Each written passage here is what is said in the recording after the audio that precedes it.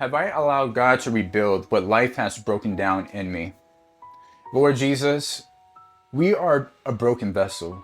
We are a people that has faced many afflictions, many hurts, many pains in our past, Lord Jesus. Things that has broke our will, broke our faith, broke our dreams to believe, Lord God, that there is greater, that there is better things for us to come, Lord God. Lord Jesus, in your word, especially in Isaiah 54, you continue to remind us of your faithfulness to rebuild our lives, Lord God, if we just trust you with the broken things.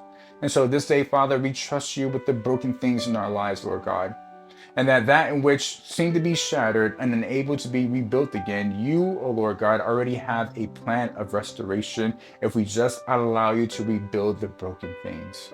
So this day, Father, we put our broken things into your hands, Lord Jesus. We trust it into your hands, Lord God, and that you shall rebuild and then you shall repay double for our trouble, Lord God, because you're just an amazing Father, and this is what you desire to do. Lord Jesus, we love you, we thank you, and it's in Jesus' name we pray. Amen.